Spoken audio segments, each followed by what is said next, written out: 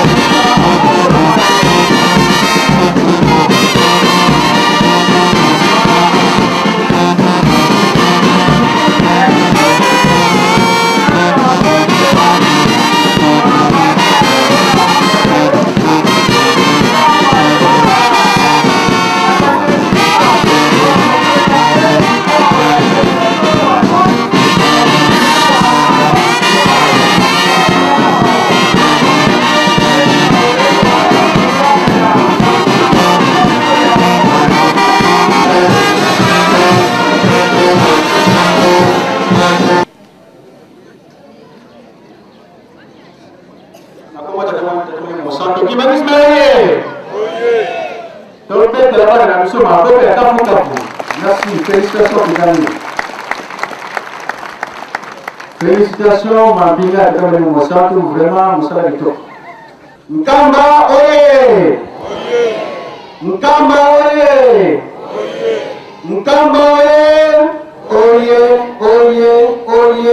Jerusalem, Yapa, Gipundanga, Tata Jambi, Fumuisu, Yetata Mwanazela. Beta maboko.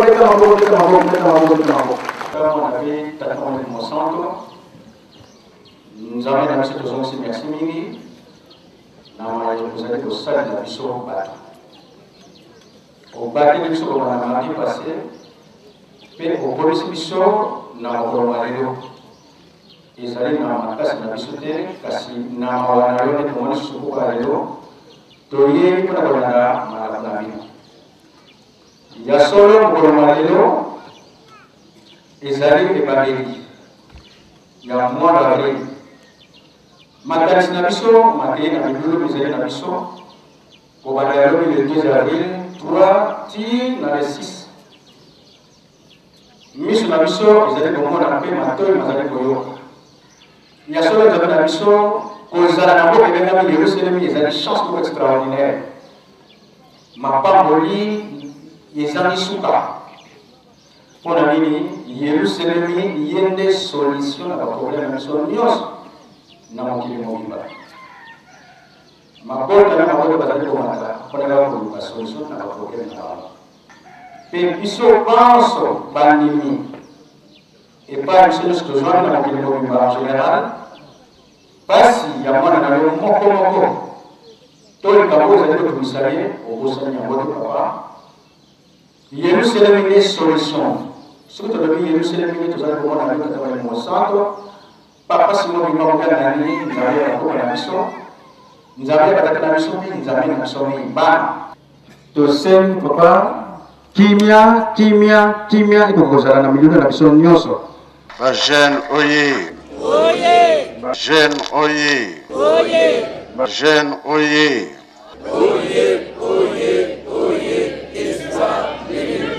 Eunui. Embasier. Yulungubia Kurui. Bobie Sengote. Kiese voka kiese kui. Chai voka chai kui. Na kombo tata mwana pe tata Molimo Santo. Lelo ezali mardi. Eza mukolo na biso ba jeune toyoka kamakambo ya 5 mois epai ya papa Mbenza. Ngana koloba mingi te. Ngande na kofongola kaka nzela. Kura yenga tolobaki makambo.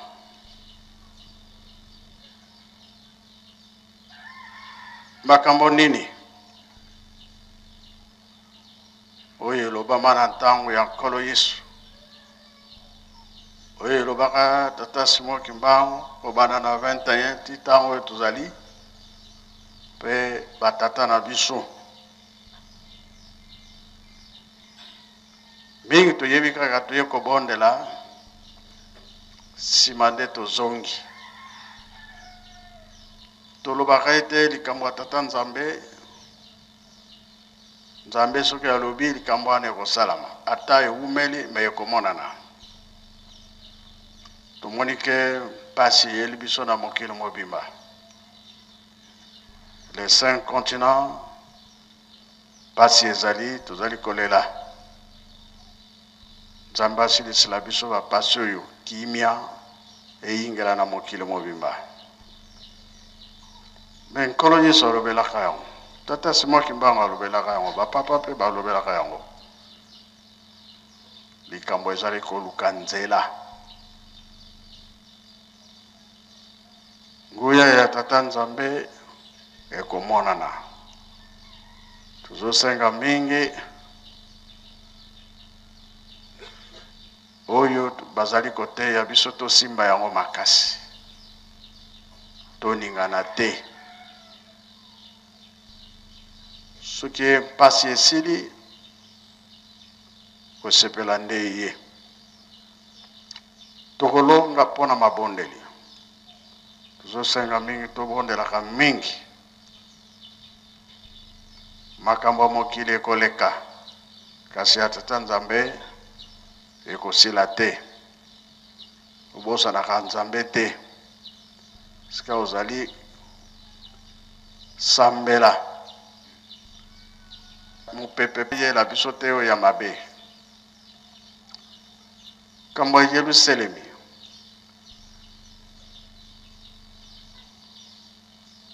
bakoko tonga bakangami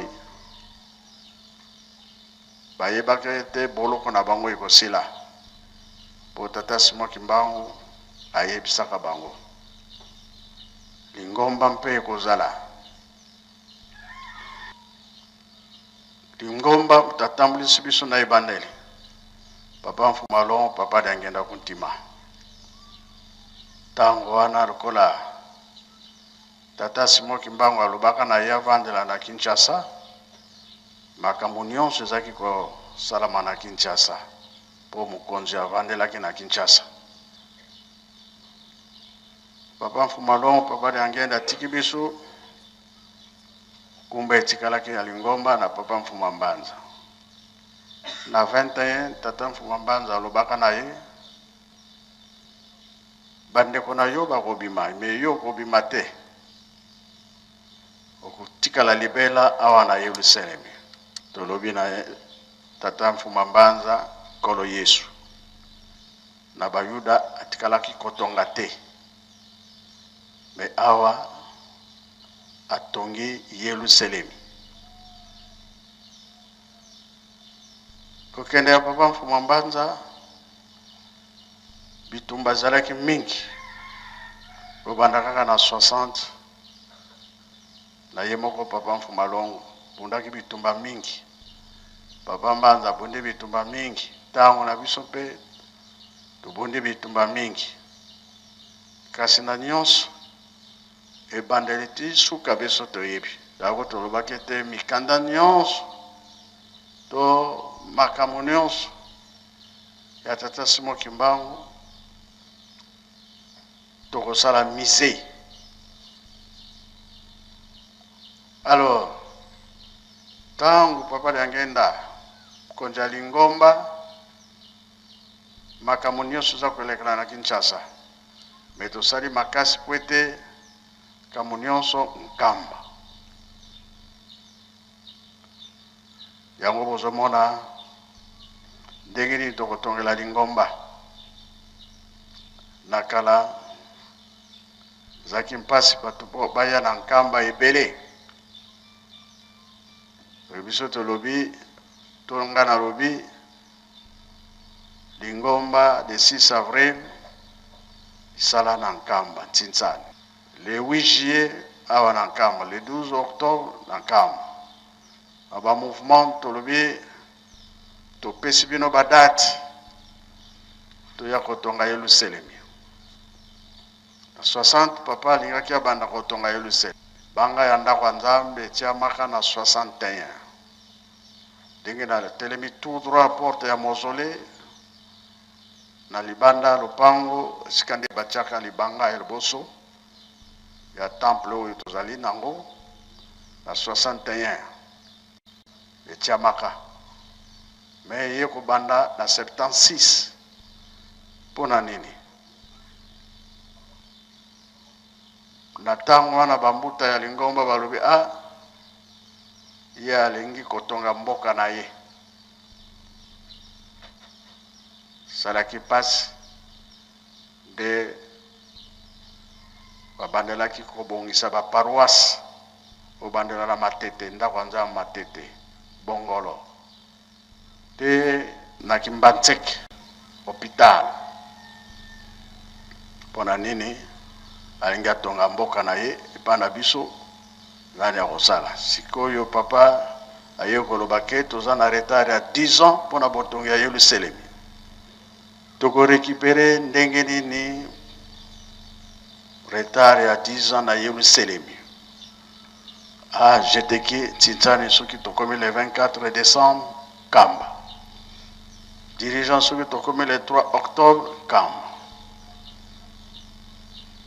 biso nyonso na bagauche toye bafriki bauti koleka baprotocole SPC transport basale ya bango ntsinsani mpona nini towelisa periode tokomi nango ya kotonga mise kamwa 21 baminiote nyonso oyo baza kokangela tata Simoki Mbangu munduki oyo babetaka ye tono oyo batiaka ye babwaki ye na mai biloko nyonso fo eza na mise oye otali ezali bi ezali te ezali wapi ozomona yango kasi soki mise esili tokomona yango boye te sikoyo ngaza presse bolobi nini mpo tofongola ndako wana 2016 le 25 mai nous êtes d'accord pied gauche tokoka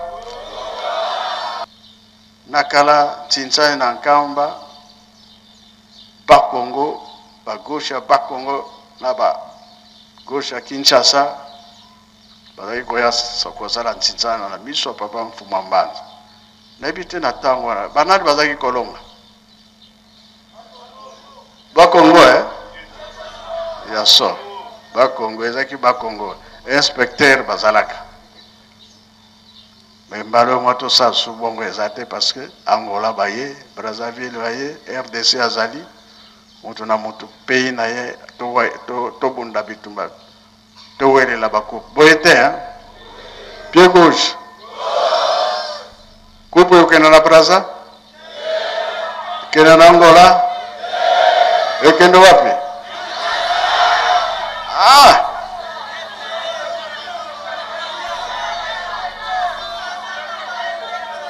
grupu wana ya munene la Kinshasa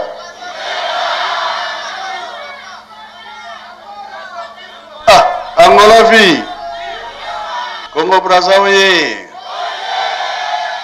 Congo Kinshasa oye donc biso signons tondimi kasi atukangaza pressé tolobi makambo ya papa il faut eza na mausolée et pardon na misé et lelo yo mutuka oya 60 memaka nzoto ezali awa ekota kuna oyo nyonso memaki ba papa ekozala kuna ezala ba job nyonso ekozala kuna tosala be tosala te tokolonga be tokolonga te balobaka Nkamba pe fete eleki mikolo nyonso fete te biso toza na likambo tolongwa na niongo wana ya 10 ans boye te tolakisa volonté mingi bayaka histoire ya tata Simoki Mbangu bamonaka yango te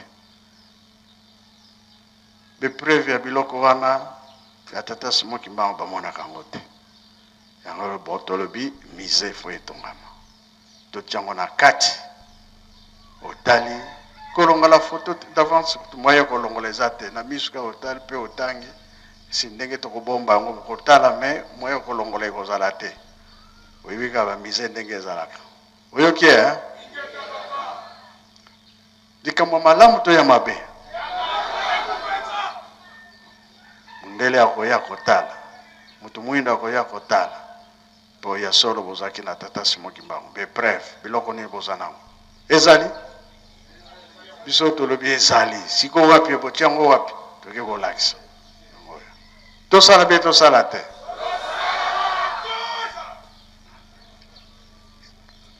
date wana le 25 mai 2016 papa Mfuma Mbanza kokisi bambola boni wana 100 ans 100 ans bon tokolakisa nini mise ekoteli bino be ekoteli bino te bosimbi yango be bosimbi yango te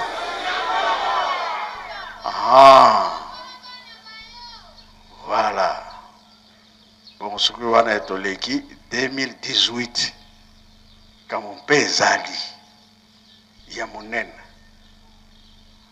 nsima nde 2021 sukisa boye te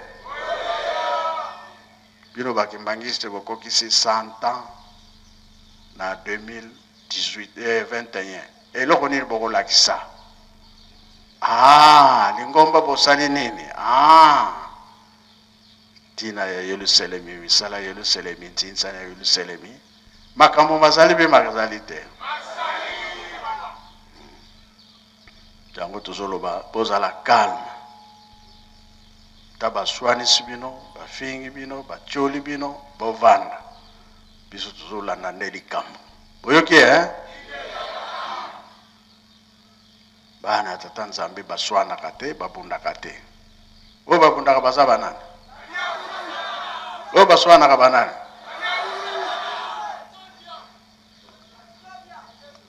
bangeso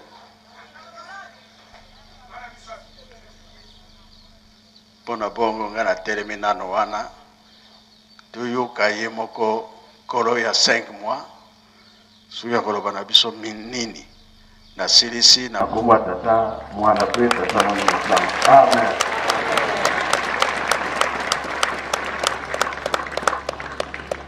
Merci papa na ndenge opesi biso nzela ya koloba maye malekaka na 5 mois. Papa ndenge olobeli yango tozali kokanisa fête oyo ezali ete ya le 2 avril ndenge nzoto ya papa Simon Kimbangu ekomaka na Kinshasa na 1960 wana pe na le 3 avril ndenge ekomaka awa na Nkamba na 5 mois ndenge bapapa bafandaki awa ya solo ezalaki réflexion na papa Kulutu papa Kisolokele na ba archive oyo ezalaki na papa Mfumu Mbanza papa Dialungana Kiangani papa Kulutu aye komona photo oyo aye moko ndenge atangaka discours ya retour ya nzoto ya papa Simon Kimbangu ndenge nzoto ekomaka na Kinshasa na Dibungo nde papa Kulutu ayaki kokanisa mayemanso malekaka na tango wana ya solo bazalaka bango misato papa Kulutu aza koyebisa biso bana na mokolo wana ete maye malekaka na tango wana na 1960 musala oyo tata na bango papa Simon Kimbangu atikelaki bango ndenge nakolobelaka yango tango nyonso ete likambo ya papa Simon Kimbangu tata Molimo Santu na bapapa baza kotala shema na bango ndenge tata na bango apeselaka bango shema na bango pe baza kotala lokola esi balandaki likambo yango lokola film ndenge nini ezali kokende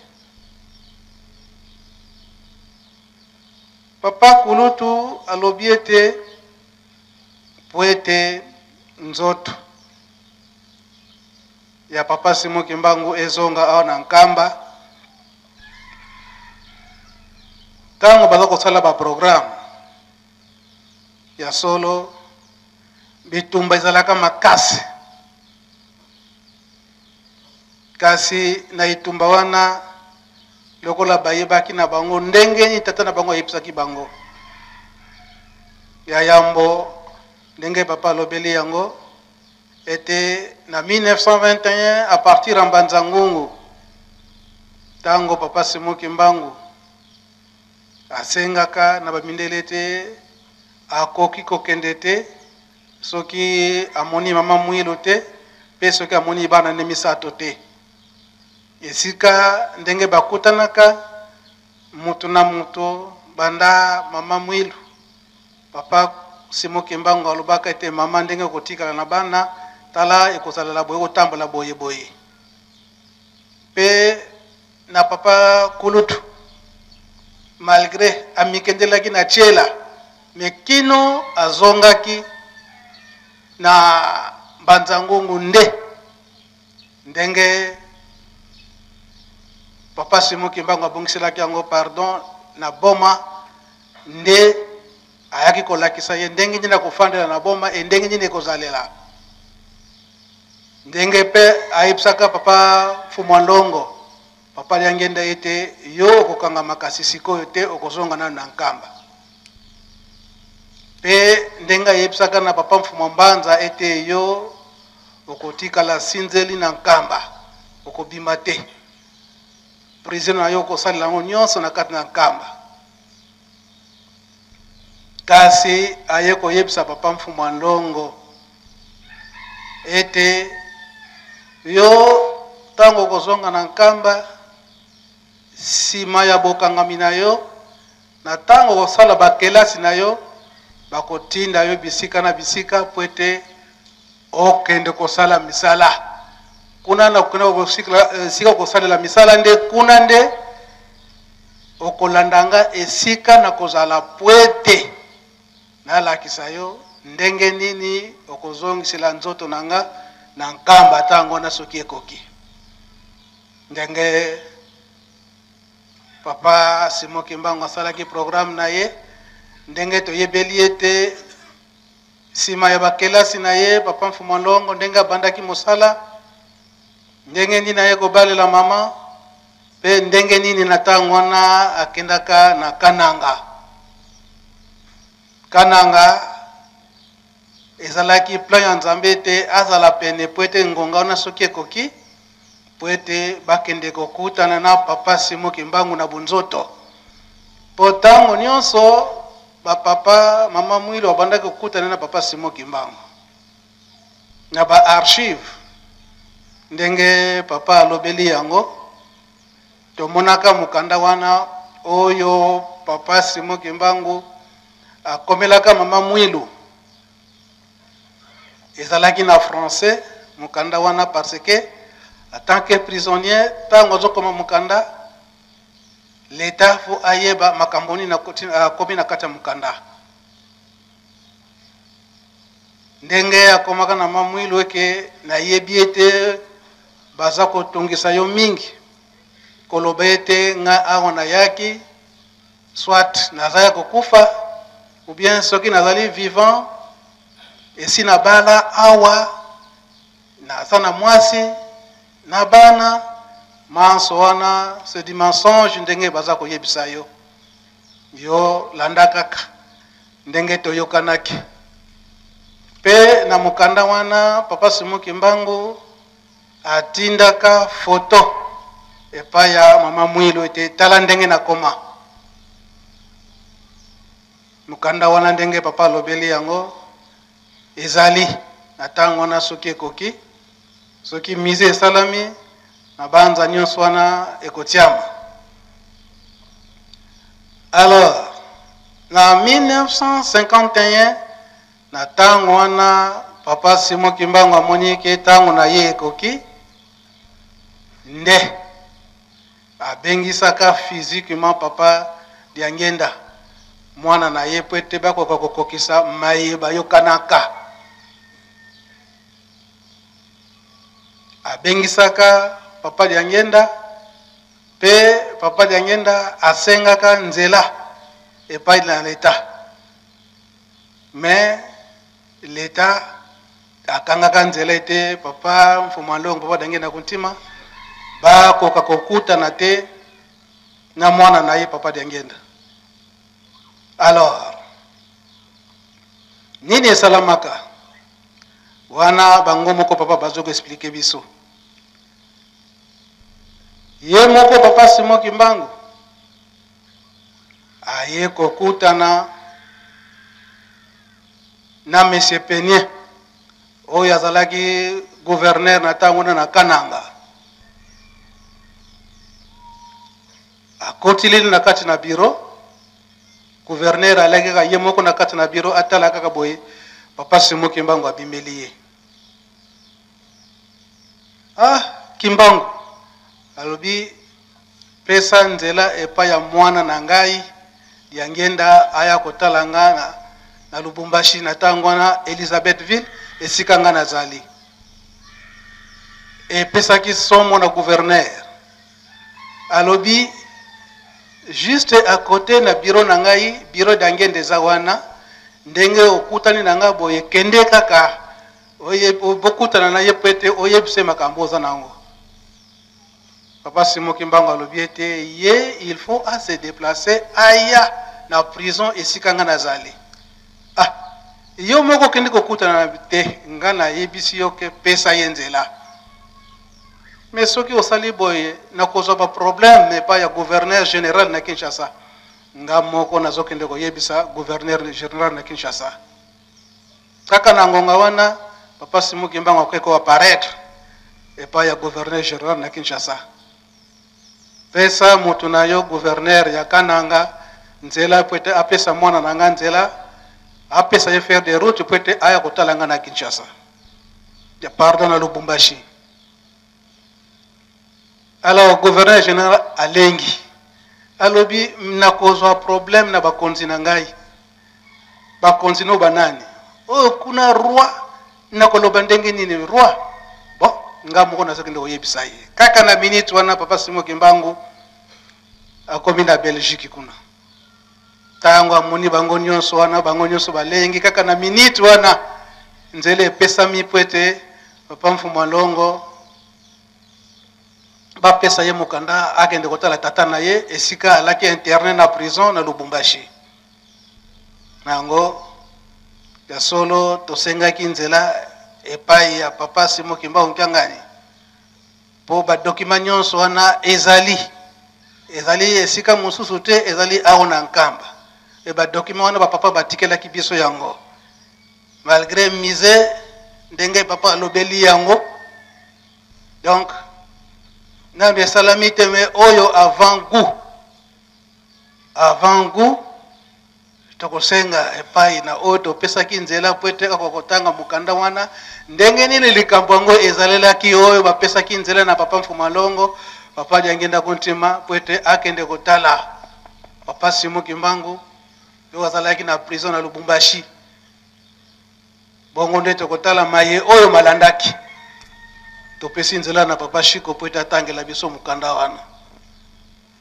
Merci papa ndengo pesi biso nzela totanga mwa mikanda oyo ndenge ezali na français tokotanga ngo ndenge ezali na français toko expliquer mwa muke na lingala pe Kikongo soki ngonga ezali mukanda ya liboso tozana ngo et komamaki na Lulombourg le 30 avril 1951 province du Kasaï, cabinet du gouverneur Congo-Belge confidentiel objet affaire Kimbangu. Messieurs le gouverneur général, j'ai l'honneur de porter à votre connaissance que le commis d'Yangienda en service au Kasaï sollicite l'autorisation de faire une visite à son père, Kimbangu, détenu depuis de nombreuses années à Elizabethville. Depuis son arrestation, Kimbangu n'a jamais reçu de visite de sa famille. Je suis convaincu que son fils Joseph, que je connais depuis de nombreuses années, se bornera à avoir avec son père un entretien de caractère familial. Aucune autre question ne serait soulevée. Ainsi, je me permets d'appuyer la requête dont question ci-dessous. Il est évident qu'un agent connaissant le Kikongo pourra assister à l'entretien. Signé le gouverneur Peigné. mukanda oyo ndenge toyoki yango ezali tangu Papa Dianguienda asengi nzela na gouverneur po etakende kotala Tata Simon Kimbangu, gouverneur ya Kananga Lulwambu ya Kasai, nde ye akoki kopesa nzela mbala moko te, akomeli gouverneur oyo apesaki message. Kasi mubeko ezalaki balobi ete tokoki kopesa ye nzela, kasi masolo o bakosolola ezala kaka ya libota ya famille makambo mususu te. Epui ya mibale esika bakosolola mutu moko azala wana oyo ayebi Kikongo po ayoka makambo oyo bakosolola. Mukanda ya liboso nde yango wana. Ya mibale gouvernement général, 21e direction générale, première direction, Léopoldville, le 12 mai 1951. Transmis copie pour information à monsieur le gouverneur de la province du Kasai à Lulwambourg. Confidentiel. Objet, requête Dianguienda, fils de Kimbangu Simon. Monsieur le gouverneur, j'ai l'honneur de vous transmettre en annexe copie de la lettre numéro 131 barcab.a.o du 30 avril 1951 que m'adresse monsieur le gouverneur de la province du Kasai au sujet d'une visite que le commis Dianguienda, fils de Kimbangu Simon, désirerait de faire à son père interné à la prison d'Elisabethville. Je ne vois a priori aucune raison de refuser cette faveur au requérant, pour autant que le comportement de Kimbangu justifie cette mesure de bienveillance et qu'aucune circonstance particulière locale ne s'y oppose. Je vous prie de me renseigner dès que possible. Oyo susu tangu gouverneur akomeli gouverneur général pe ayoki amoni mukanda akomeli gouverneur ya Katanga na Elisabethville na Lubumbashi. Nde makambo toyoki alobi ete Papa Dianguienda asalaki requête donc akomaki mukanda epa ya gouverneur Peigné po akende kotala tata na ye. Kasi gouverneur général alobi ete vi ba comportement o Papa Simon Kimbangu abandaki ko afficher na prison yango esengelaki ete babanga kite ko pesa nzela na Papa Dianguienda po ete akende kotala tata na ye na boloko. Nde alobi ete tangu soki ekoki bo informe ngai. Troisième document, gouvernement central, deuxième direction générale, première direction, Léopoldville, le 21 juin 1951.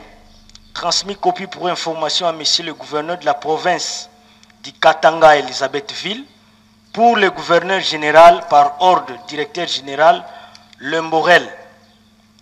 Objet, requête Dianguienda, fils de Simon Kimbangu. Monsieur le gouverneur, en réponse à votre lettre numéro 131 barcab AO du 30 avril 1951 et subsidiairement à mon transmis numéro 12467 bar AO bar 63 du 16 mai 1951, j'ai l'honneur de porter à votre connaissance que monsieur le gouverneur de la province du Katanga ne formule aucune objection au sujet de la visite que le commis Dianguienda désire faire à son père Kimbangu Simon, interné à la prison d'Elisabethville. Ainsi que je voulais signaler précédemment déjà, je consens à ce que vous accordiez cette faveur à l'intéressé, mais j'insiste pour que l'entretien conserve un caractère purement familial. Vous voudrez bien aviser en temps voulu votre collègue du Katanga de l'époque du voyage de Dianguienda, gouverneur Akomeli, gouverneur ya Kasai pona koyebisa ye ete komidi Yangienda asengaki nzela ya koya kotala tata na ye. Namoni nanga eloko ekoki kokanga ye nzela te, bopesa ye nzela, kasi tangu soki ekoki boyebisa ngai tangu nyonso oyo papa Yangienda akoki kokende kotala tata na ye. Nde mukanda ya suka na dossier oyo yango oyo papa. Merci papa. Nabanza Tolandi. Pourquoi insistance oyo ezali ete tango bakosolola papa Mfumandongo papa Yangienda kuntima na tata na ye mutu oyo ayebi Kongo azala pene pe masolo oyo bango bakosolola ndenge basengeli yango ezala kaka balobela kaka makambo ya famille na bango babimisa makambo mosusu te pamba te toyebi ete papa Simon Kimbangu na 1921 asengaki bonsomi ya mutu mwindu. Soki asengaki bonsomi ya mutu mwindu elakisi ete asengaki pe bonsomi ya bamboka oyo batu mwindu bazali. Tango bamoni ndenge wana baye kokanisa eske likambo oyo papa Simon Kimbangu akomi penete pona kobengana biso, donc ekomi penete na tina na indépendance ezalaki na mwa nini wana asanza nini makambo nyonso wana eza kosalama na 1951 tango wana papa Simon Kimbangu akomi amoni ete akomi pene ya kokabola nzoto na molimo esengeli te abengisa mwana na ye na maye oyo balakanaki na 1921 na Mbanzangungu po ete ezwa nzela. Kasi ndenge nalobelaki yango ete papa Kuluta alobi ete bitumba ezalaki na kati me bitumba wana ezalaki banani banokokotisa yango oyo kaka bazalaki pene ya papa Simon Kimbangu oyo kaka bazalaki pene ya bapapa po ete bazalaki komona bayebi likambo yango soki tomoni boye nde koya boye oyo bazalaki na motema mabe soki esalami boye moye te tika tokanga nzela. Donc ebandaki kosalama mingi à partir ya mois de mars mois d'avril oyo nde tozali ndenge toyoki ke mokanda ya suka ezalaki na sanza nini le 21 juin 1951. Le 21 juin 1951 esengeli ete papa Yangienda akende kokutana na papa Simon Kimbangu pamba te na le 12 octobre esengelaki kaka mobu wana papa Simon Kimbangu akokabola nzoto na molimo. Alors papa Mfumandongo azwi ba instruction nyonso epai ya papa Simon Kimbangu ete nzoto nanga eumela mingi te na tango wana na Elizabethville lelo na Lubumbashi eumela tango molai te. Mais soki totali administrativement na ndenge ya leta eyikomona na ete po ete koexime nzoto ya moto fo eleka na 50 ans bongo nde bakoki kolongola nzoto. Papa Mfumandongo atalaki pa ya papa Simon Kimbangu tata tikete oyo elingi yo esalema.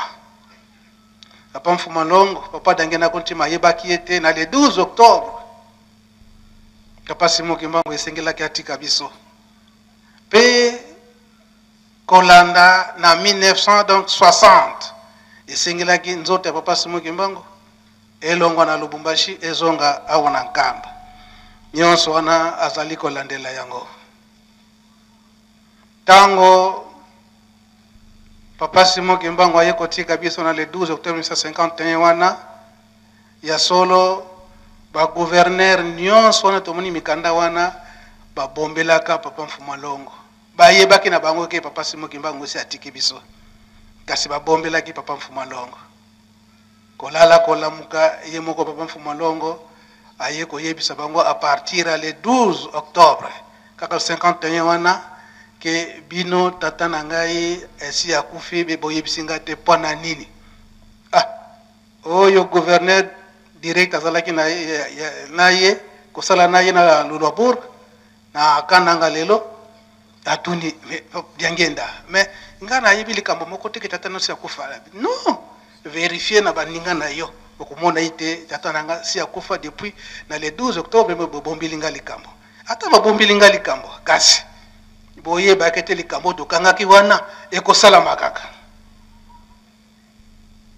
kino baki ko vérifier likambo wana ya solo depuis le 12 octobre 1951 papa Simon Kimbangu sa tika kibiso papa Mfumalonga na tango wana asalaki ma ekokaki kosangisa ba o bazalaki nepene pona kokanisa liwa ya papa Simon Kimbangu sika banda na 1951 wana papa Mfumalongo papa dangena kontimande abandaki processus ya kokanisa sikoyo ndenge nini kolongola nzoto ya tata na ye na Lubumbashi po ete ekoma na Nkamba malgré à l'époque coloniale mais papa basalaki manso et po ete nzoto ya papa Simon Kimbangu ezonga na Nkamba mais likambo nini yaki kosalama tango babandi processus wana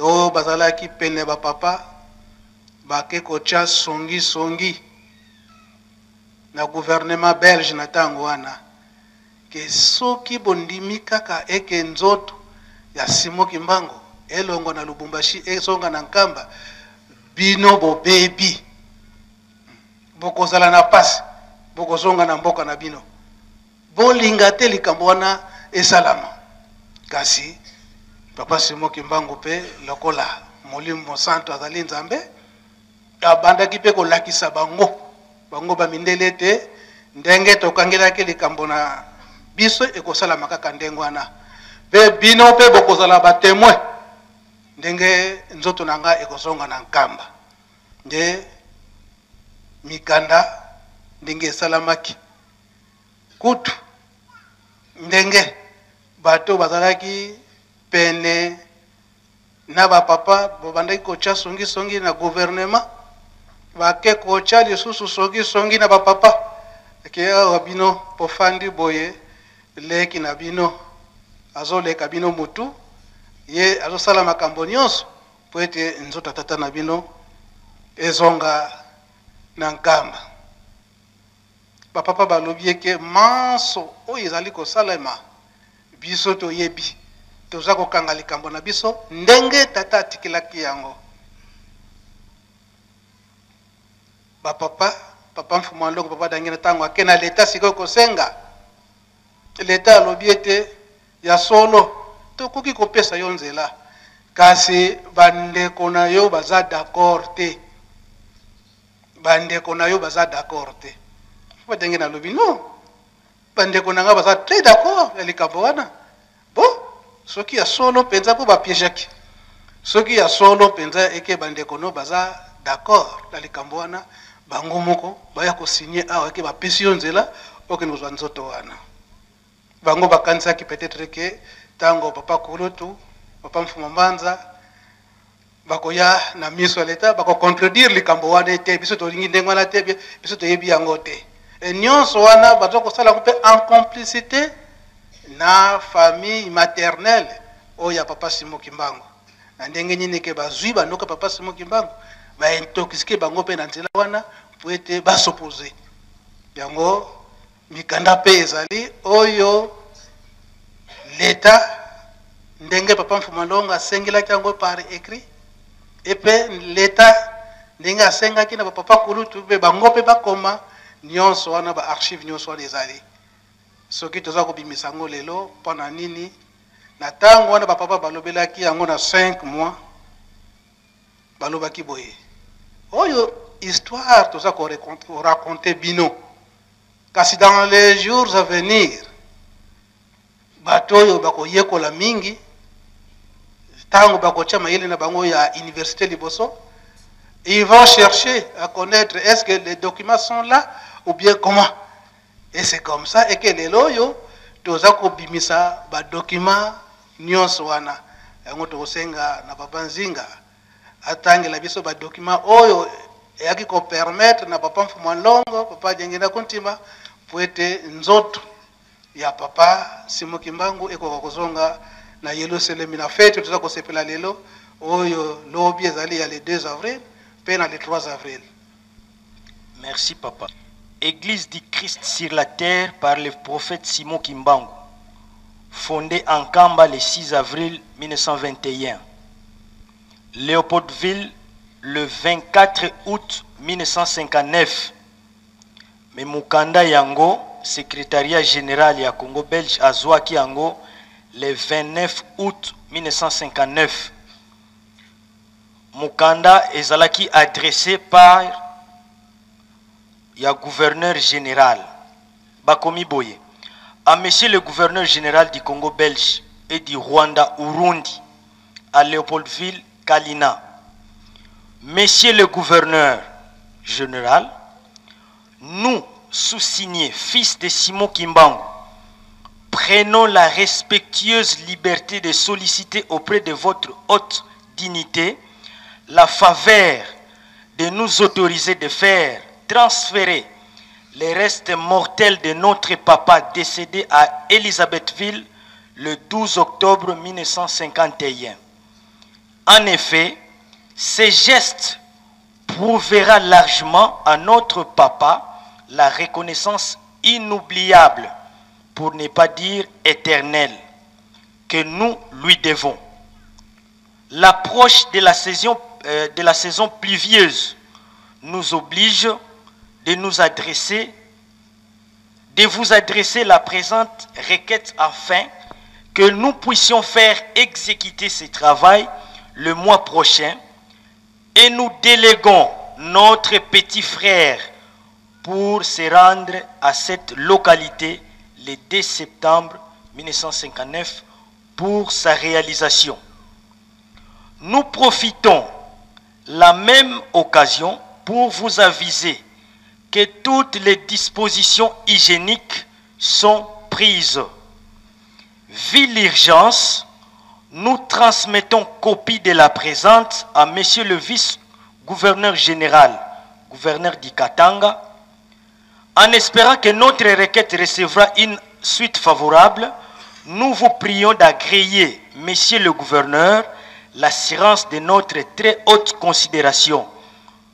Représentant légal, Joseph Yangienda, représentant légal, signature Zawana.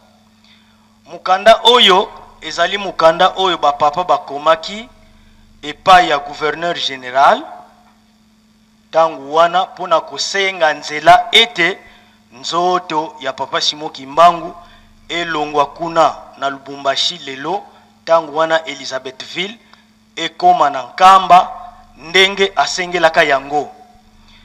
Tangu bango bakomi Mukanda ekei bakonzi pe basalaki réaction. Réaction à Liboso, Congo belge, deuxième direction générale, direction des affaires intérieures, confidentielles. Léopoldville, le 4 septembre 1959, numéro référence 25/134/confidentiel. Objet, requête Église du Christ sur la terre. Note pour messieurs le secrétaire du gouvernement. Mais référant à la requête si annexée du représentant de l'Église du Christ sur la terre par le prophète Simon Kimbangu, j'ai l'honneur de proposer à monsieur le secrétaire du gouvernement de ne pas y réserver dans l'immédiat une suite favorable.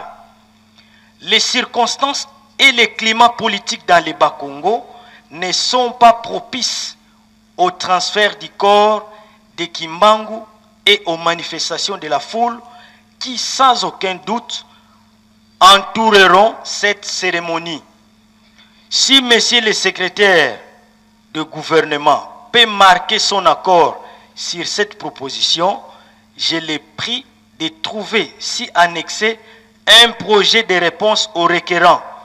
Copie de cette correspondance sera adressée à Monsieur le gouverneur de la province du Katanga, le directeur chef de service par ordre, le chef de section JP La Riel.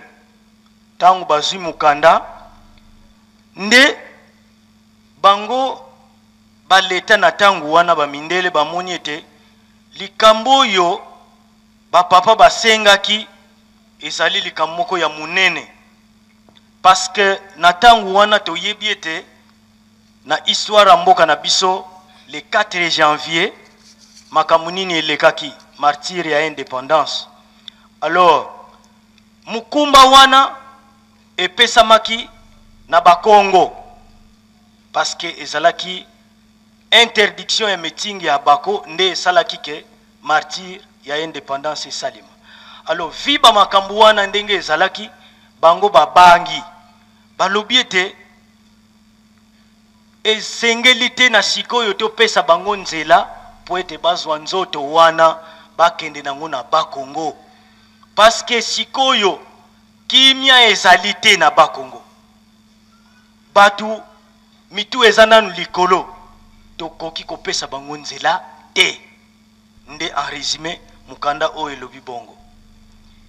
Ya mibale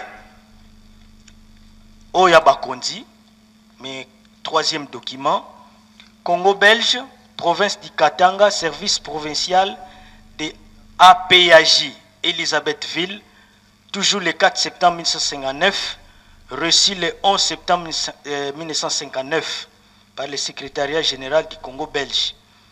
Transmis copie pour information à monsieur le gouverneur à Léopoldville Kalina.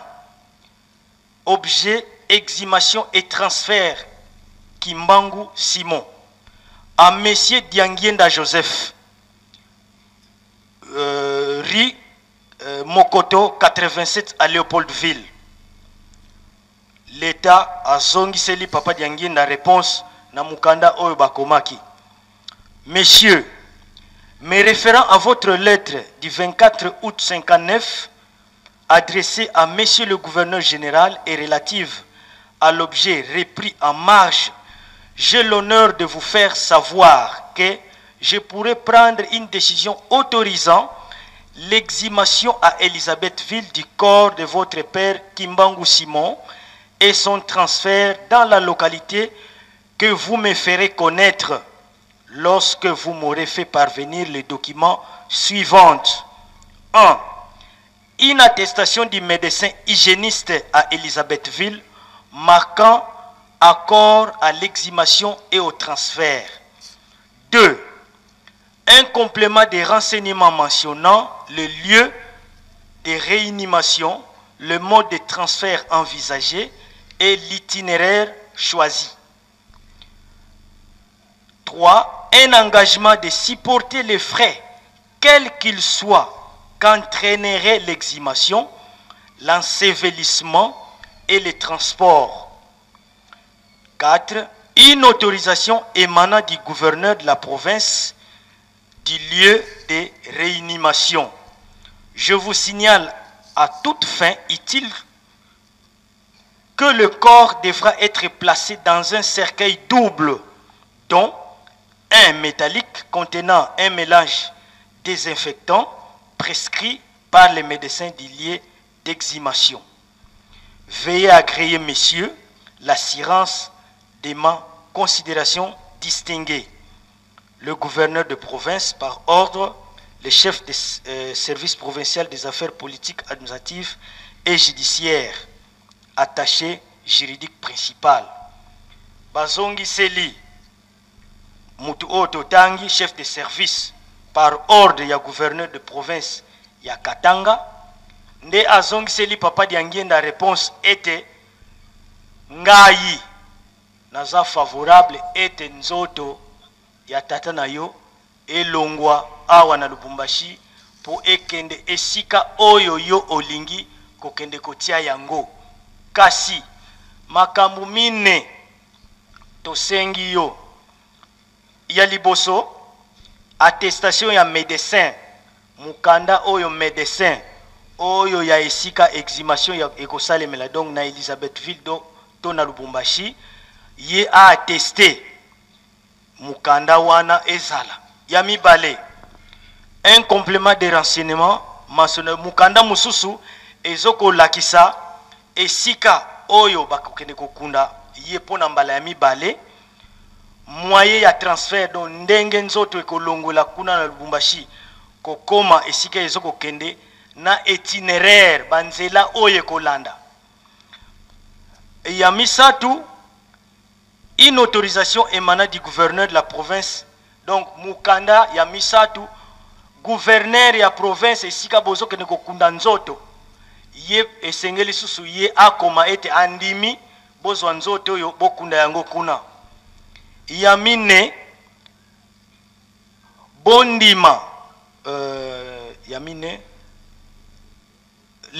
je vous signale que tout donc ya mine balobi un engagement bo signer engagement ete misolo nyonso to mbongo nyonso ba dépense nyonso ekosalema na makambo wana bokosala banda exhumation transfert accord na makambo nyonso ezala na bino moko pe na suka alobi ete na yebisi bino ete boyeba ete nzoto wana esengeli ekota na sanduku mibale ya liboso ezala ya bibende pe batia ba désinfectant bakisi oyo po ete batu bazala contaminé te.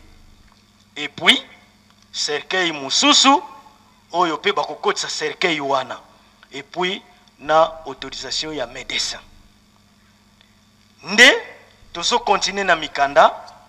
Le 12 septembre 1959 direction des affaires intérieures copie pour information à monsieur le gouverneur de la province du Katanga à Elisabethville. Monsieur Joseph Diangienda 87 rue de Monkoto Léopoldville.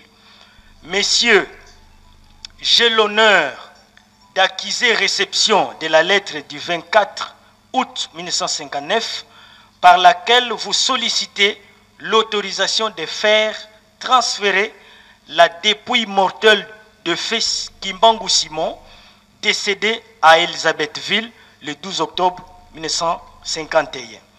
Votre demande, à laquelle je n'oppose aucune objection de principe, pourra faire l'objet d'un examen attentif lorsque les populations du Bas-Congo auront retrouvé la sérénité qu'elles ont perdue en ce moment.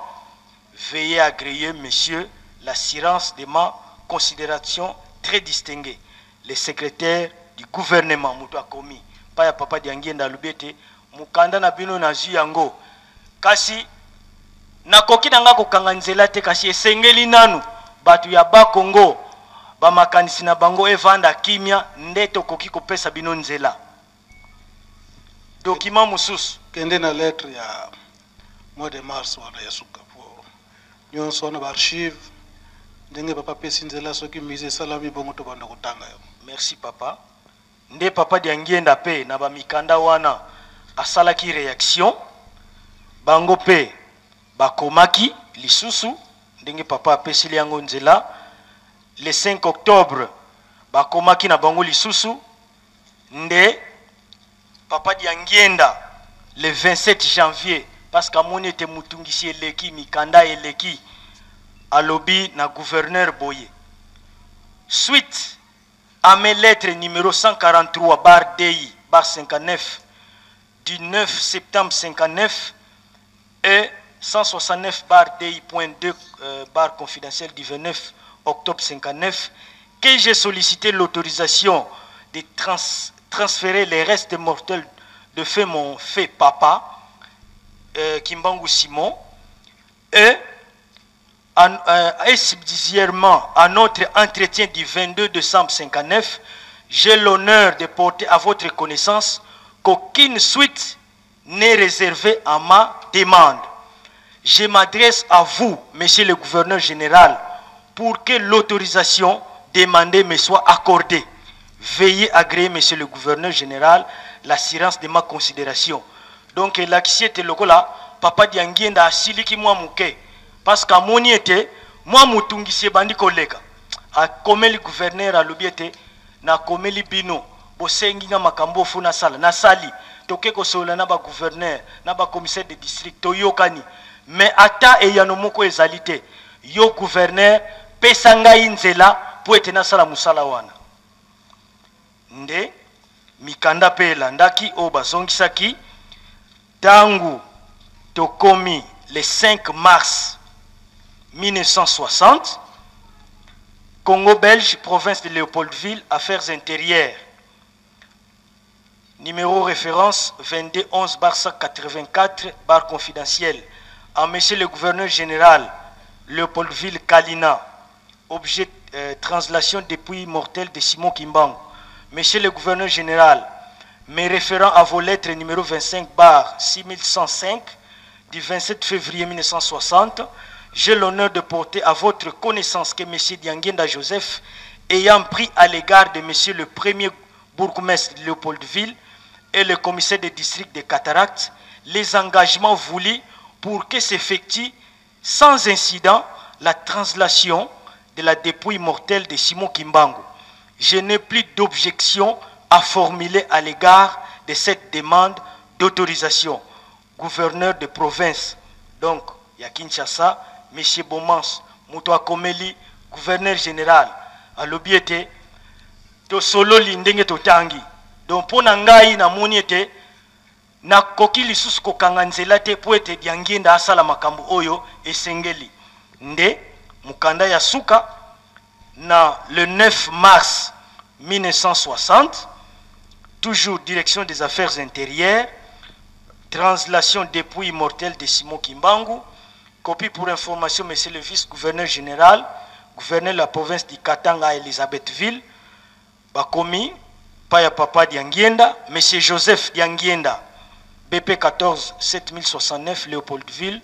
Messieurs, j'ai l'honneur de me référer à vos lettres numéro 391/DI/DJ/LL/60 du 27 janvier 1960 et de porter à votre connaissance qu'en raison des engagements formels que vous avez pris à l'égard de monsieur le gouverneur de province à Léopoldville, de monsieur le premier bourgmestre de Léopoldville et de monsieur le commissaire des districts de Cataractes, rien ne s'oppose plus actuellement au transfert de la dépouille mortelle de feu Simon Kimbangu, décédé à Elisabethville le 12 octobre 1951. Il va sans dire que le transfert est subordonné à la remise des documents dont la liste vous fit communiquer par la lettre numéro 111/08979 du 4 septembre 1979 de monsieur le gouverneur de province du Katanga. Veuillez agréer, monsieur, l'assurance de ma considération très distinguée, secrétaire du gouvernement.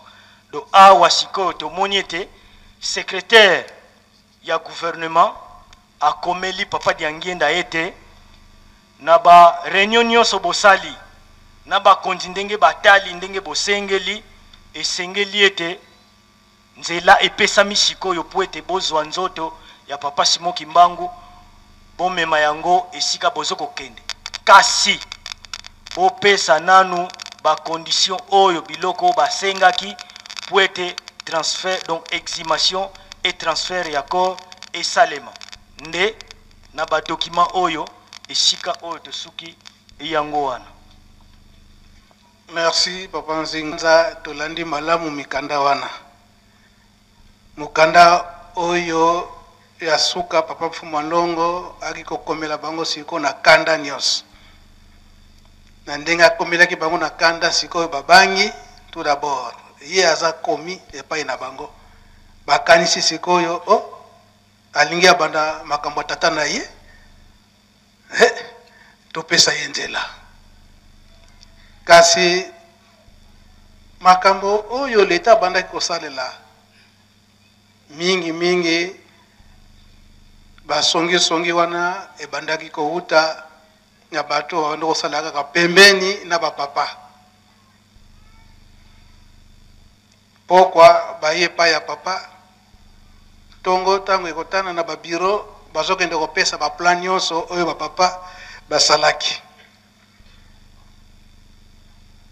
Kaka même Batouana, bazalaki pe bandimi, ba accompagner pe ba papa, to ba accompagner papa Mfumalongo papa Dangenda Kuntima, na tango wana na Elizabethville, lelo yo Lubumbashi. Ndenge totangi na mikanda. Po bayebaki ete bosomi pe ya mboka ekomi pene.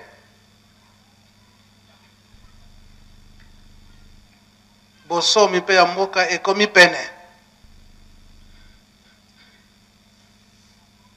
Batu na songi songi. Oyo basalaki songi songi na papa kulutu. Ndenge na mikanda onetangami. Bazokende kolobete leki na bino alingi azwa pouvoir po atambusa bino atambusa lingomba. Tokanisi ndenge papa Simon Kimbangu asengaka na papa Mfumalongo papa Dangenda Kuntima na 1951 wana po ete akende kotala ye. Soki mikanda nyonso ekomamaki na niveau ya gouvernement po ete gouvernement azala pe témoin na likambo wana ezali ete ya solo Simon Kimbangu aza kopesa nzela epai ya mwana na Dangenda po ete kwa kusala musala. Kaka na songi songi wana baye na mama Mwilu tala mwana na yo yasuka makambo za kosala ya Ngenda yesika wana na le 12 avril 1959 ndenge tolandaka na bande na cassette pa yemoko papa Mfumalongo ete na mokolo wana sikoyo pa mama Mwilu aye kosala remise et reprise na papa Mfumalongo papa Dangenda Kuntima makambo ngo tolobelaka ngo tango nyonso ba jeune oye ba jeune Nkamba oye nani mutazalaka témoin na le 12 avril 1959 mutuna putolandaka yango papa Mfumalongo na ndenge nini oya koloba nano asoki na ndenge nini ezalelaki ayagas papa ndala wana papa Mfumalongo papa Dangenda Kuntima akomaki très clair na 1989 na 5 mois pamba te ayebaki ete soki ngonga na biso ekoki esika bana bakotikala kopota na makasi bana nini oyo biso nyonso tobengami bakimbangiste oyo ndenge tozakoloba na tango wana bapapa to papa Mfumalongo azali kokende na Lubumbashi mpona kozwa nzoto na bikanda nyonso totangi sikoyo banani balina kosala songi songi jeune oye banani bapenda kosala songi songi oyo bazalaki pene bambuta bazalaki ba jeune pe bazalaki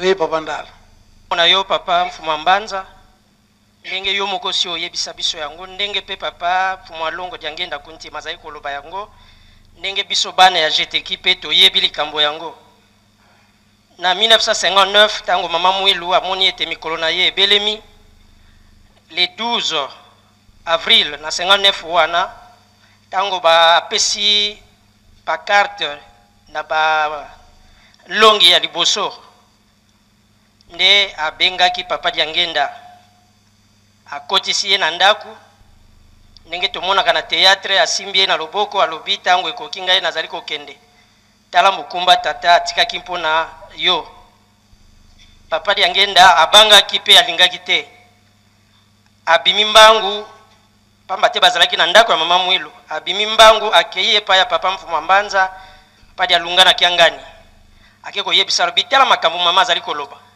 pe azali kolinga kosala mpona ngai alors bango mibale babelemi baye epai ya mama Mwilu me mama makambo nini ozolinga kosala tango nano ekoki te biso tozali bana mike mama Mwilu alobi na bango mibale alobi ete tango ekoki malamu nakende po ete nazala molobeli nde na tango wana azwaki maboko na ye maboko na bango atie na se ya mapeka na mama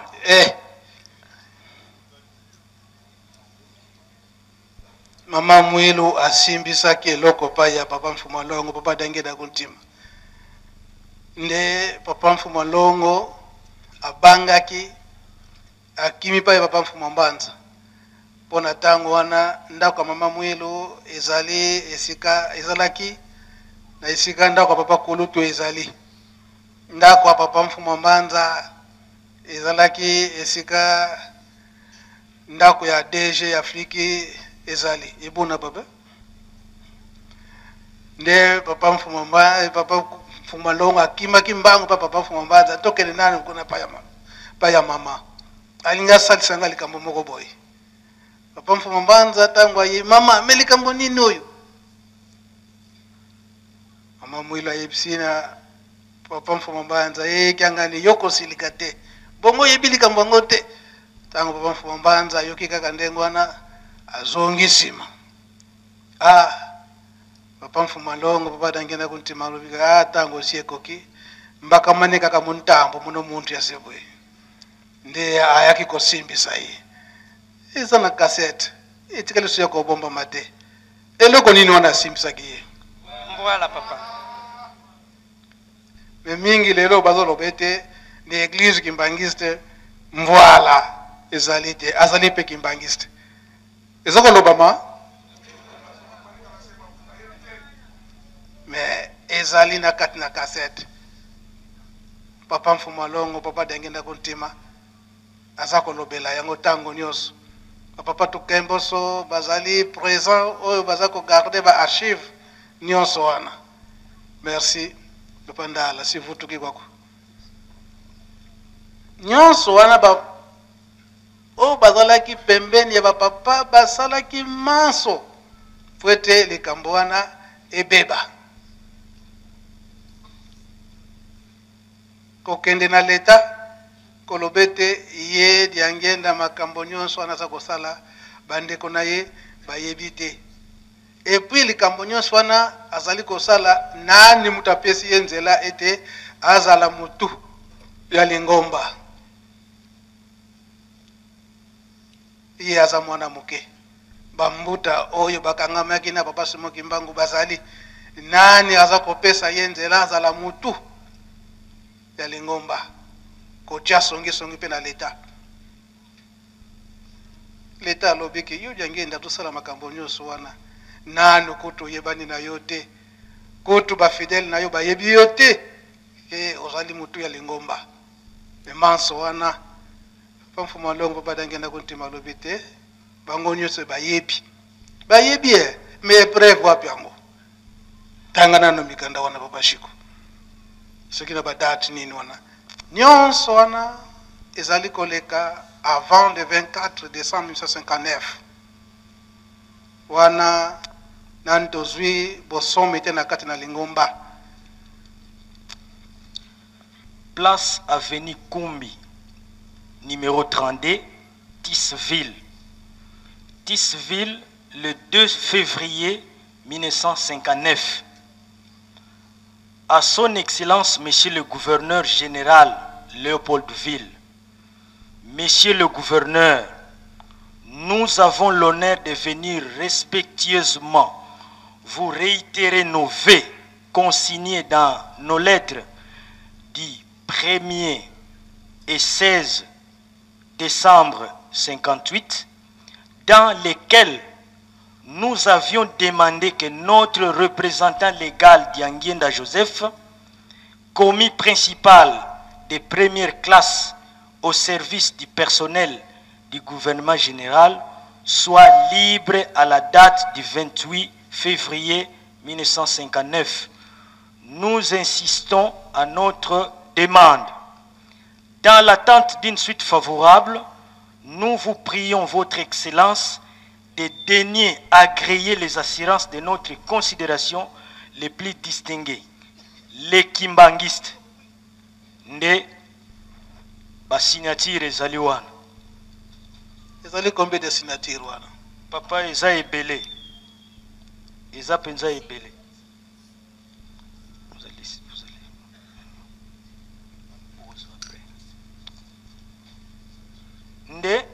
tangu pe bango bazui mukandango oya bato mbanza ngungu bango l'État Congo belge gouvernement général deuxième direction générale première direction objet requête Kimbangis Tetis ville affaire Diangienda Léopoldville le 27 février 1959 numéro 212/68 confidentiel note pour monsieur le directeur général de la première direction générale pour leur lettre du 2 février 1959 certains Kimbangis de Tisville sollicitent que le nommé Diangienda Joseph n'exerce plus ses fonctions de commis au service de l'administration.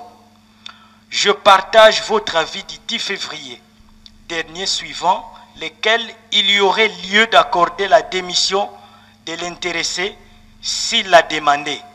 Toutefois, je me demande si nous n'aurions pas intérêt à susciter cette dernière en faisant comprendre à M. Diangienda que l'administration ne peut pas continuer d'accepter.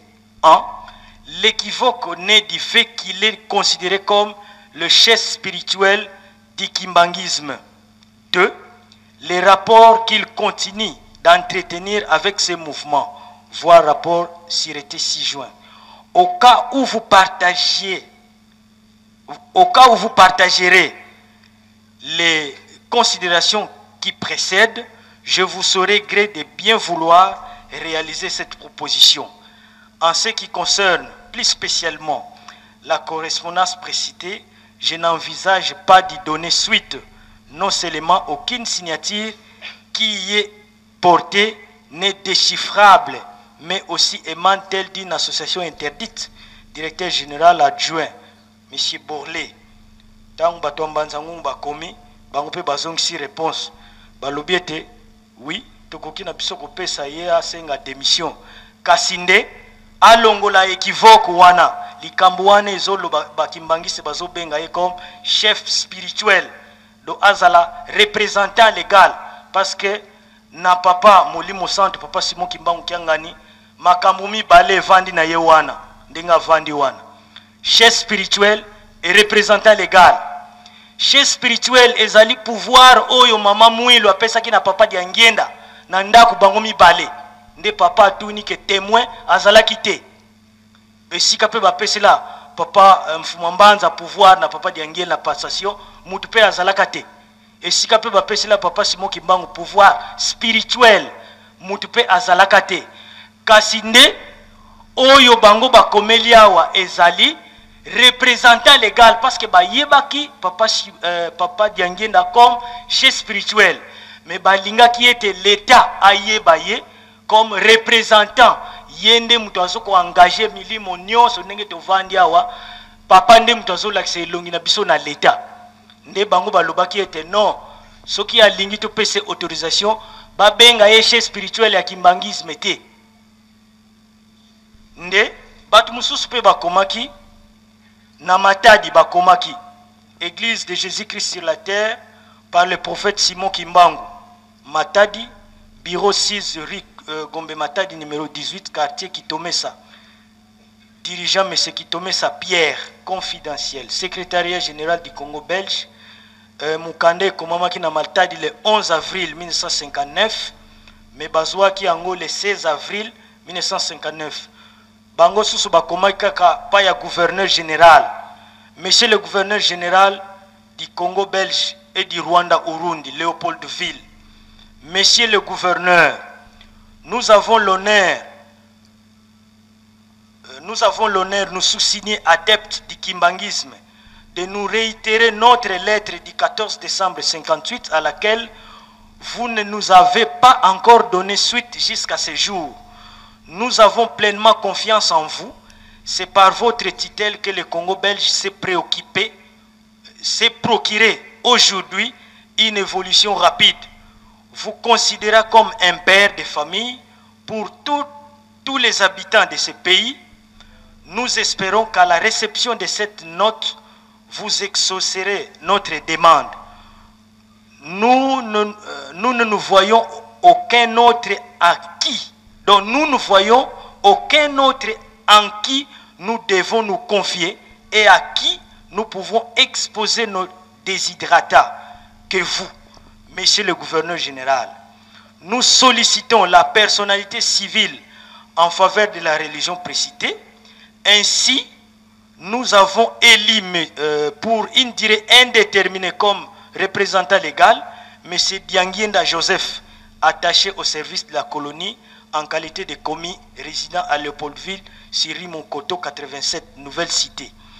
Il représentera la religion tant auprès des autorités gouvernementales que toute autorité nationale ou étrangère, tant pour des défenses des intérêts de la religion que pour sa sauvegarde.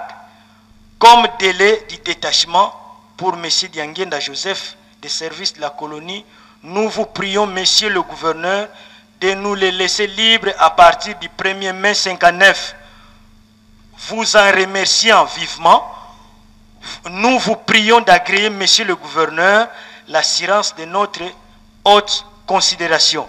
Les adeptes kimbangistes qui mettent aux pierres, la signature P. Ezali, ebele oyo, basenga ki papa Dianguienda, na lobi bayebaki déjà que chef spirituel na biso, mutu ya molimo, nzambe na biso, oto kopesa bakamu na biso, oto zana ngo pasi ya bonzoto na molimo, ezali papa Dianguienda. Kasi esengelaki l'État ayebaye comme représentant légal, nde bazo komela l'État. Bazo komela l'État te que pour être papa Dianguienda azala reconnu comme chef spirituel, mais comme représentant légal. Parce que biso toyebi déjà que papa ndenga azawana azamolimo. Mukanda ya suka ezali mukanda batu ya Kinshasa bakomaki. Léopoldville le 5 août 1959. Église de Jésus-Christ sur la terre par le prophète Simon Kimbangu. Secrétariat général 24 Nouvelle-Anvers 24. Numéro 99 bar 21.2 3 bar DJ bar VF bar LL 59. Transmis copie pour information à Monsieur le gouverneur général à Léopoldville Kalina, Monsieur le gouverneur de la province de Léopoldville Ouest, Monsieur le directeur général, première building administrative Léopoldville, Monsieur Joseph Dianguienda, représentant légal du kimbangisme. Do oyo totangi bato bazwaki bakopia mukanda oyo. Mukanda bakomaki na Monsieur le directeur de la justice Léopoldville Kalina, Lelo Gombe. Monsieur le directeur, nous, sous-signés, adeptes kimbangistes, avons l'honneur de porter à votre connaissance que nous ne saurions vous dire combien grande est notre joie de nous avoir laissé au sein du kimbangisme M. Joseph Dianguienda à son titre de représentant légal. Nous portons alors à votre connaissance que nous, adeptes kimbangistes, avons choisi M. Dianguienda comme représentant légal de l'Église du Christ à la terre par le prophète Simon Kimbangu. Nous demandons que tout agent tant administratif que gouvernemental reconnaisse d'office que M. Dianguienda est représentant légal du kimbangisme, comme cela a été diffusé à la radio Congo belge samedi 18 juillet courant. Veuillez agréer, Monsieur le directeur, l'assurance de notre très haute considération pour les adeptes kimbangistes Bazami Sato, Sala Jean, Mvouendi François, Luntadi la lycien Jean-Claude. Ne mukanda oyo bango pe bakomaki angote ndenge na lobby biso bilenge foto ye bakamakambu ndenge ezokendele. Papa ndenge avandi wana ndenge na lobby, il est représentant légal, chef spirituel. Chef spirituel biso toyebi ete papa molimo mosantu nzambe mukonzi na biso.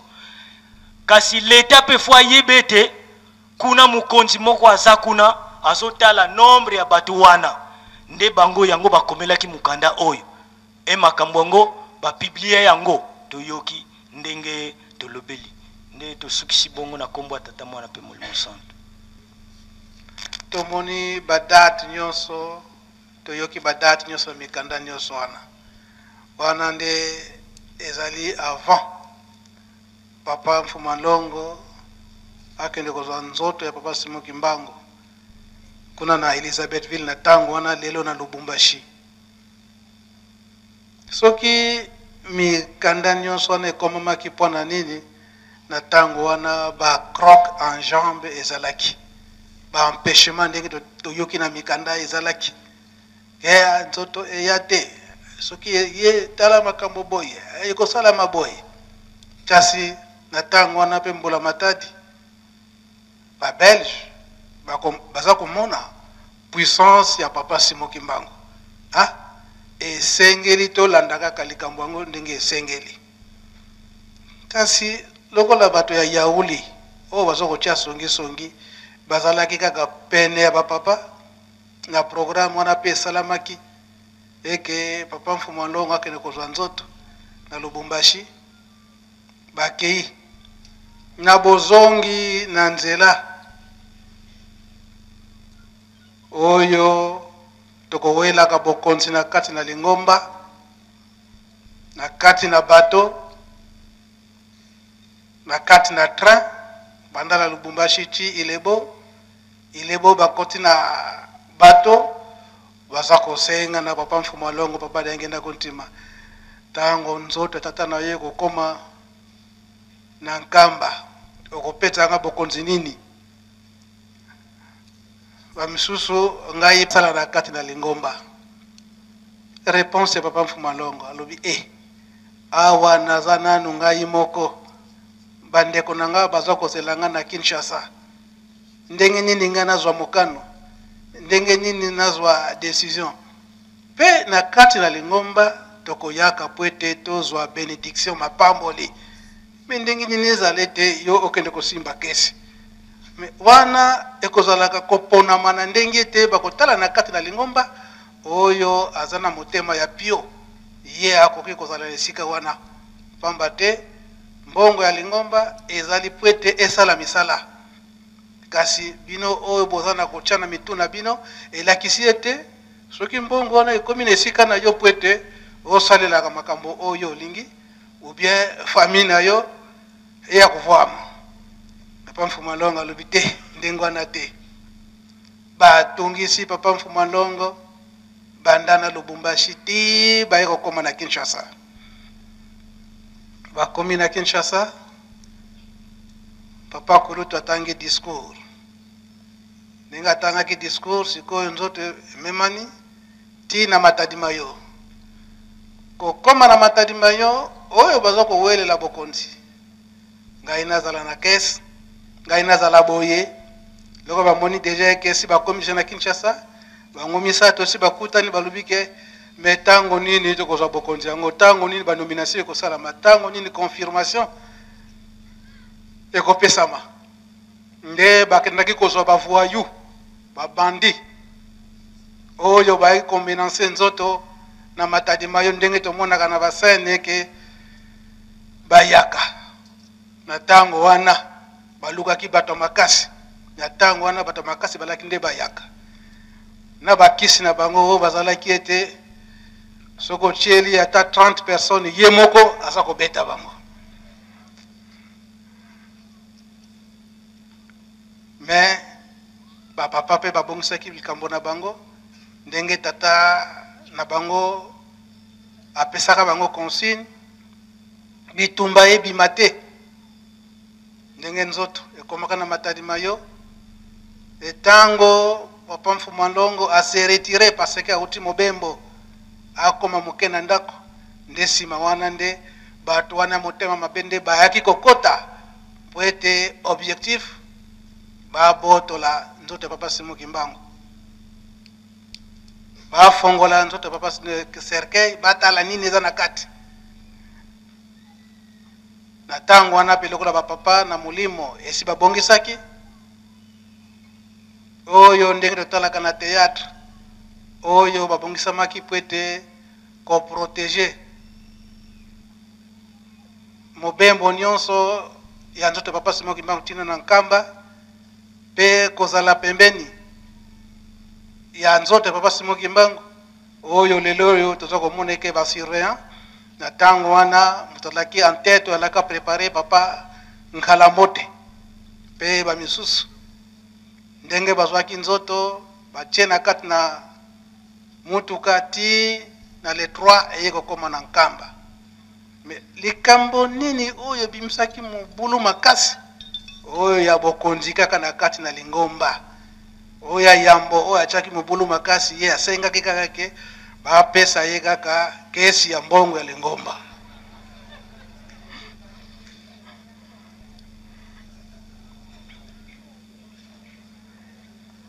Esika wana na yango papa Simo Kimbangu Kiangani na mardi passé ndenge ayebisaki biso ndenge apesaki biso likambo lisolo oyo ya kosala ete kaka banda tango wana bitumbe bandi banomination na kati na lingomba papa Mfumu Ndongo pe afandi kaka kinya alobi ete bino bokoki kokoma ndenga ite na kolanda kaka oyo toyokanaki na tata soki tolandaka malamu na mukolo na mibale oyo eleki tango nini papa Mfumu Ndongo ayikosala banomination na kati na lingomba 1963 wapi na Mbanzangungu mikanda nyonso wana ezali tosengaki yango pa ya papa peut-être maye oyo nyonso za koloba ezali pasi mingi mpona kolanda yango mais tokosenge pa ya papa batu ya presse soki bakoki kosala émission mobimba na makambo nyonso oyo pamba te mingi tokoti sika na kati na lingomba mingi tokoti kala na kati na lingomba kasi maye oyo malekaka na kati na lingomba toyebi te boye te yango nde ekobanda ko édifier biso malembe malembe soki mpona bango kaka na nzela po nzoto ya papa Simo Kimbangu elongwaka na le 25 mars 1960 na Lubumbashi nde baye kokoma na le 2 avril na Kinshasa na nzela nyonso wana papa Mfumu Ndongo papa Diangenda Kuntima asala kaka composition ya bokonzi na kati na lingomba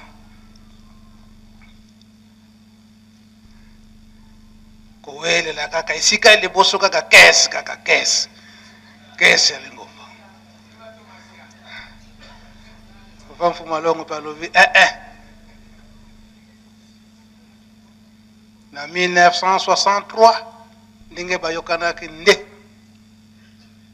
baye kosala ba nomination na Mbanzangungu kaka kowela bokonzi kaka na 1989 wana po ezalaki na mosala tobande kosala na Manyanga na Kinkenge na Zamba oyo bapesa bapapa na tango na papa Mfumu Mbanza na Ntando wa Kongo tokendaki kofanda kuna kosala misala ya solo ezalaka na equipe oyo papa zako atindaka awa oyo lelo bandeko na biso papa Kayombo ndengo na nde bayelaka aura nkamba mais tango likamone salami papa basengaka ngai Mbenza kende ko récupérer bana wana ya solo na kende ko récupérer bango tokendaka na papa batandu tokomi na Luozi wana ko traverser na bag toye kokutana na troupe ya basoda bautaka na frontière tayo bamoni ngai bapresente bango ke oyo mwana ya papa Diangenda sikoyo officier na bango ye kotuna ngai wi na yebi papa Diangenda très bien sikoyo baza na nkamba bango nyonso misato pona nini na expliquer ta on expliquer oui donc elakisi ete batata na bino bakomi pene ya kokufa est-ce que balakisi bino te na tango bakokufa nani ta ko remplacer wana eza problème moko spirituel wana na yebi te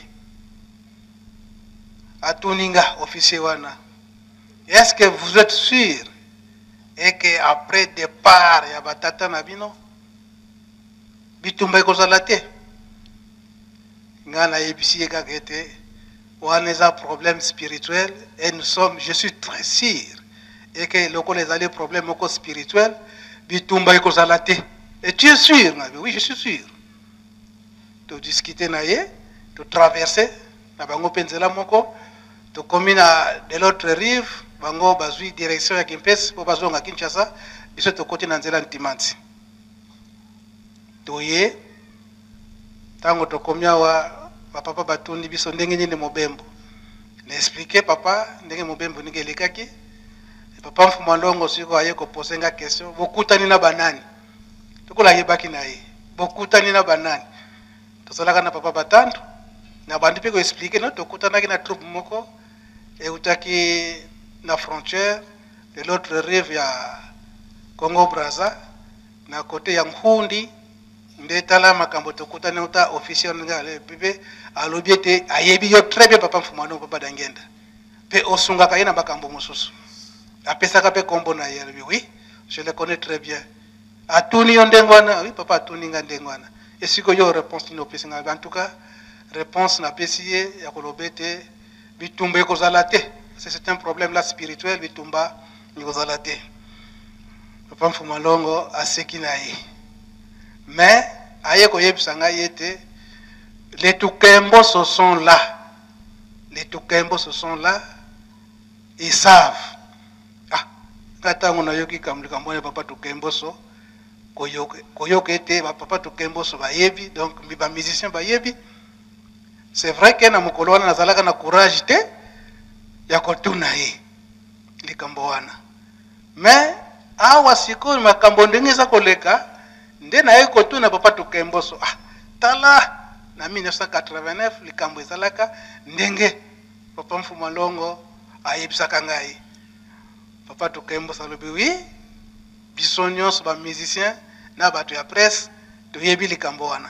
Yango na kosenga papa Tukembo so ye moko pesa biso lisolo wana ezalaki na présence na tango wana pe bango moko papa ka yombo pe bazalaki pene.